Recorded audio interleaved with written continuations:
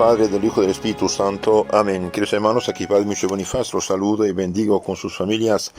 Continuamos nuestra explicación de las apariciones de Fátima. Mi intención inicial era explicar el libro del Padre Stelin, Fátima, Estrella Guía para los Últimos Tiempos, descripción, explicación de las apariciones, y les confieso que cuando más uno profundiza un tema, más se entusiasma y ve que es bueno. Y bien, cayó en mi mano otro libro de C. Bartas, La Virgen de Fátima, séptima edición, y realmente me parece un tesoro muy bien explicado, muy sencillamente explicado, y vale la pena. Entonces continuamos estas reflexiones, estas charlas acerca de la Virgen de Fátima. Primera parte del libro: la tierra y las gentes de Fátima, Portugal y Fátima, tierra de la Virgen María. Hacia el siglo VIII, el territorio que había formado la antigua provincia romana de Lusitania fue conquistado por los saracenos, moros o mahometanos, musulmanes. A último del siglo XI, Alfonso VI, rey de León de Castilla, arrebató una parte del mismo territorio a los invasores árabes. En 1095, Alfonso entregó la región comprendida entre el Minho y el Duero a su yerno Enrique, conde de Borgoña, quien tomó el título de conde de Portugal y extendió sus dominios a costa de los musulmanes. El hijo del conde Enrique, Alfonso Enríquez, derrotó a los moros en la decisiva batalla de Ourique. Entusiasmados sus soldados le proclamaron rey en el propio campo de batalla. Alfonso de Castilla, su soberano, protestó de tal usurpación. Enríquez pidió y obtuvo la protección y soberanía del Papa. Unos cortes celebrados en Lamego en 1143 tomaron el acuerdo de no reconocer para el nuevo reino otro señorío en la tierra que el del Papa, a quien había de rendir todos los años el homenaje simbólico de 14 onzas de oro. Portugal había nacido católico. La nación portuguesa no ha olvidado nunca este origen papal. Cierto que en el transcurso de los siglos han surgido graves conflictos entre la Santa Sede y el gobierno portugués. Sin embargo, estas pasajeras tormentas y una amistad secular no han impedido que Roma siga concediendo a Portugal su tradicional título de nación fidelísima. En los tiempos modernos, la monarquía, aunque unida a la Iglesia por sus orígenes, sus tradiciones, incluso por los pactos oficiales que le concedían derechos excepcionales en materia eclesiástica, se había mostrado demasiado débil ante las intrigas de las logias masónicas. La masonería, que nació en Inglaterra protestante en 1717, tiene como fin eliminar, dice el Papa León XIII, todo lo que nos trajo la Iglesia y el cristianismo, y poner en lugar de la fe cristiana el naturalismo, es decir, seguir la naturaleza humana corrupta y pecadora. Prácticamente nada es pecado para esta gente. Portugal fue víctima de estas intrigas, de las logias, dice. El 1 de febrero de 1908, el rey Carlos y el príncipe heredero murieron asesinados. Mira, empieza una cosa derramando sangre inocente. El joven Manuel, proclamado rey, logró mantenerse en el trono durante 2 años. El 5 de octubre de 1910 abandonó el país. Se había proclamado la República Masónica, que toma el poder sobre un pueblo cristiano sin consultarlo, claro, sin derechos de qué, violando todos los derechos de toda una nación. Así. Enseguida comenzó un triste periodo de desórdenes, de anarquía y de persecución religiosa que parecía había de conducir el país a una total decadencia. Si la Reina de los Cielos no hubiese concedido un inesperado socorro a este pueblo que tanto la quería, que jamás dejó de ser verdaderamente la tierra de la Virgen María. Entonces la Virgen va a aparecer y ayudar a Portugal. En efecto, los reyes de Portugal ya desde el principio escogieron a la Madre de Dios como por patrona de la dinastía de la nación. El pueblo portugués, a pesar de las revoluciones, de las persecuciones, ha permanecido siempre fiel a esta especie de tratado. En el siglo XVII, el rey Juan IV consagró solamente su reino a la Inmaculada Concepción, el 20 de octubre de 1646. Los portugueses tuvieron siempre y tienen aún el honor de llevar los nombres de las distintas fiestas marianas: María de la Concepción, de la Purificación, de la Asunción, de los Dolores, del Carmen y ahora de Fátima. Sus campesinos y sus obreros han levantado en todas las cimas de los montes, en todas las encrucijadas de los caminos oratorios, capillas y hasta grandes santuarios en su honor. Casi todas las operaciones, todos los oficios la tomaron por celestial protectora. Sus conquistadores llevaron su bendito nombre a todas las playas del mundo. Las artes, la literatura, la voz de los oradores, de los poetas, de los predicadores han exaltado y glorificado siempre a Nuestra Señora en todas las formas de la más sentida expresión. Ricos y pobres desean honrar sus misterios de pureza y amor, frecuentan sus peregrinaciones y sobre todo rezan rosario. De esta forma María reina en todos los hogares, incluso durante los mayores triunfos sectarios. En las primeras décadas del siglo XX, se observó particularmente entre las familias del campo la costumbre de rezar todos los días el Santo Rosario. ¿Y qué dijo la Virgen en su aparición?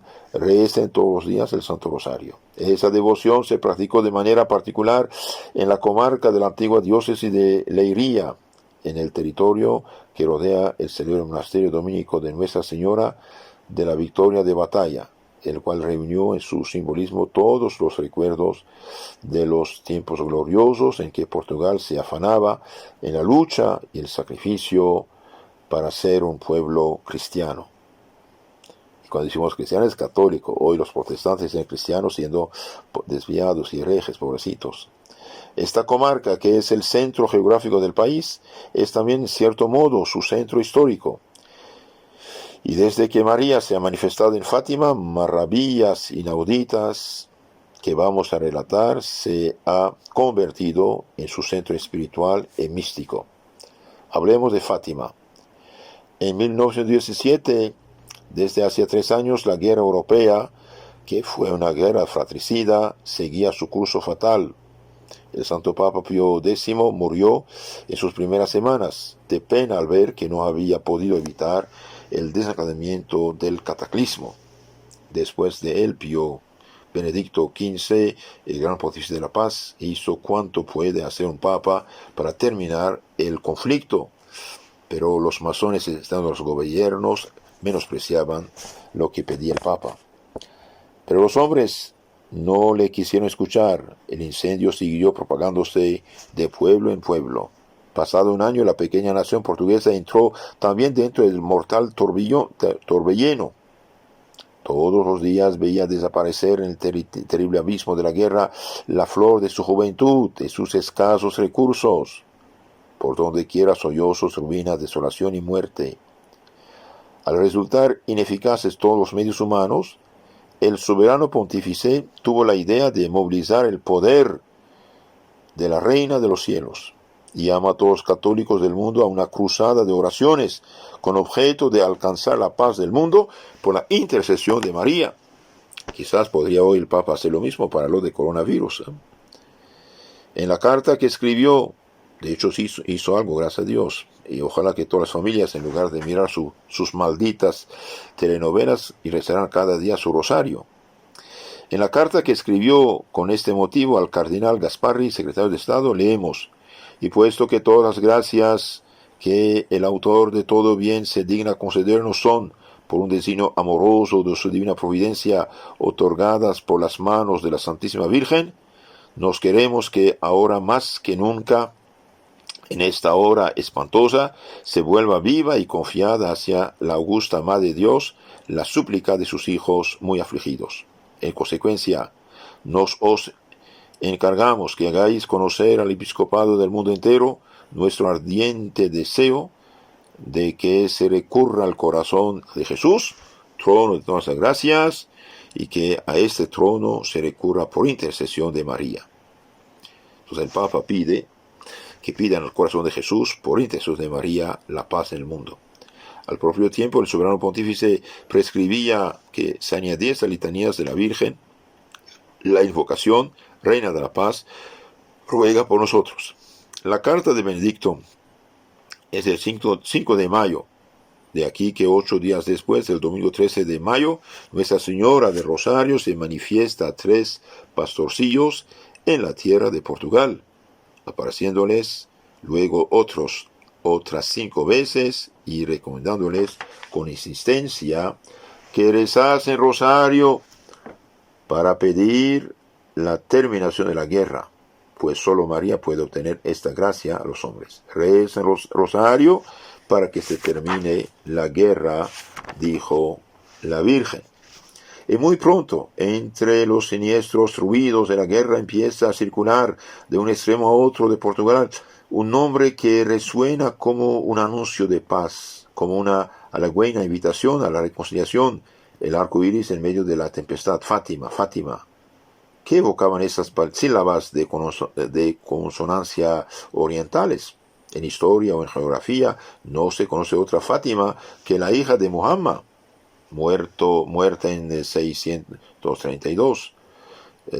Muhammad muerto en 632, la que en el siglo X dio su nombre a la dinastía de los Fatimidas en Egipto. Y sin embargo, el nombre de Fátima vuela de boca en boca, no solamente en Portugal, sino en todos los pueblos de Europa, del mundo entero, celebrado y bendecido en todas partes con un entusiasmo cada vez mayor. Fátima es una parroquia rural, unos 150 kilómetros al norte de Lisboa, del concejo de Villanova de Urem, en el distrito de Santarém. La forman unos 40 caseríos perdidos en los repliegues de una meseta unidas al macizo montañoso llamado Sierra de Aire, que contaba antes de los acontecimientos que la han hecho célebre unos 2.500 habitantes. El caserío central extendía sus pocas casas a lo largo de una sola calle, sección de la carretera de Leiria a Urem. El nombre netamente árabe de esta aldea prueba la antigüedad de sus orígenes, evoca el recuerdo de las largas guerras contra los sarracenos, y particularmente una vieja leyenda que nos es grata relatar, a pesar de su carácter vago e incierto desde el punto de vista histórico. Dice la tradición que un conde de Urem casó con una cautiva árabe llamada Fátima. Esta cautiva murió muy joven. El conde ingresó en la abadía de Alcobaza, recientemente fundada por nuestro gran San Bernardo de Claraval. Enviado a fundar un priorato en la montaña vecina, traslada ahí los restos de su amada esposa, de ahí el nombre del lugar. La lucha contra el Islam continuó a lo largo del siglo XII. Muchos de los gloriosos hechos de armas que hicieron de Portugal el paladín de la cruz contra la media luna se desarrollan en la comarca inmediata de Fátima. Fue ahí también donde se produjo de manera definitiva, a fines del siglo XIV, la independencia nacional de Portugal, pues los reyes de Castilla no habían abandonado de buen grado sus derechos sobre las provincias occidentales de la península ibérica. El héroe de esta independencia es la figura más popular de la epopeya portuguesa, el venturado don Núñez Álvarez Pereira, ejemplo a la vez de héroe y de santo, como para los franceses Juana de Arco. El 15 de enero de 1918, la Iglesia reconoció el culto que la diócesis de Portugal daban al santo condestable, a este santo Núñez de Pereira. Era el jefe del ejército del rey Juan I. En su estandarte llevaba bordada la imagen de la Santa Virgen. Su grito de guerra era el de "En nombre de Dios y de la Virgen María". El 13 de agosto de 1385, víspera del choque contra el ejército del rey de Castilla, más numeroso y potente, el héroe portugués se encontraba en la misma meseta de Fátima.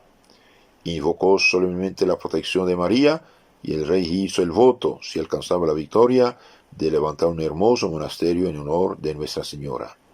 Este fue el primer día 13 celebrado en honor de Nuestra Señora en este rincón del mundo por ella escogido.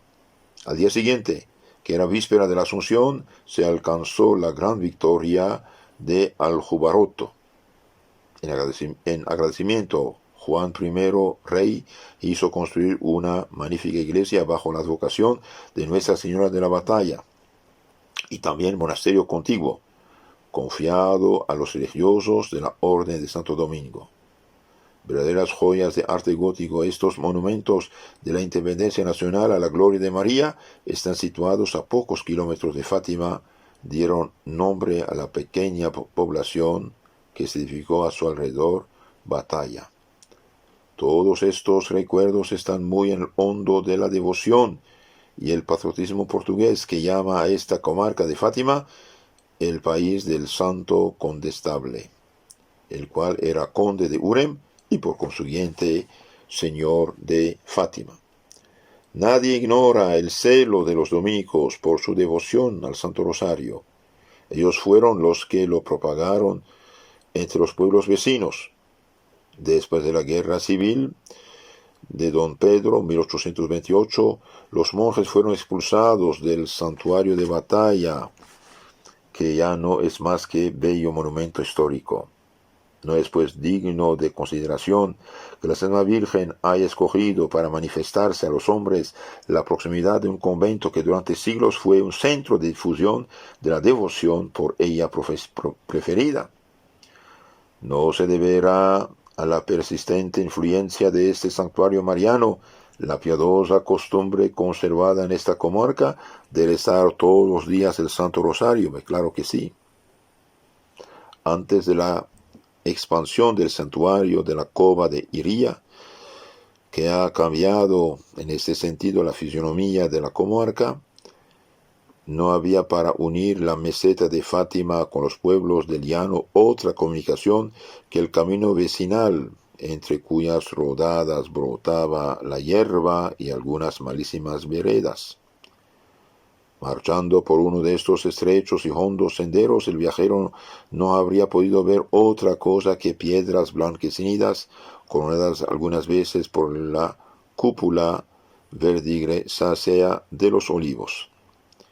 Entre estos taludos de piedra, la tierra de cultivo es una especie de arena, etc., dice aquí nuestro autor, etc. Finalmente, en 1917, la Virgen va a manifestarse con el nombre de Nuestra Señora del Rosario. Vemos que Portugal fue siempre devoto de la Virgen María, y la Virgen María recompensó esta devoción, haciendo de Portugal uno de los más grandes centros marianos. En la charla siguiente hablaremos de los tres pastorcillos, a quien primero el ángel, después la Virgen, aparecieron en Fátima. Que Dios los bendiga y no olviden que sus hermanos de rezar su Santo Rosario cada día. Recen rosario de adultos, sobre todo los que están confinados, los que ya no salen de sus casas. 3 rosarios por día, decía San Luis María de Montfort. Rosario de niños, 5 misterios. Rosario de adultos, 15. Recemos rosario, pidamos misericordia al Señor, y como el Papa Benedicto pidió que se rezara un rosario y pedir a Jesús por María, fin de la guerra, y bien pidamos también en este tiempo de confusión, de desorden, de disque peste, Dios sabe qué hay detrás de todo esto. Pidamos a la Virgen Madre que nos ayude, que dé fuerza al Papa, a los obispos, a los sacerdotes, que cumplan con sus deberes en lo religioso, salvación a las almas, y que dé fuerza también a los dirigentes civiles para que cumplan con sus deberes y no sean instrumentos de Dios sabe quién que trabaja bajo del agua. Que la Virgen Madre nos cuide. Amén. Nuestra Señora de Fátima ruega por nosotros. En nombre del Padre, del Hijo y del Espíritu Santo. Amén.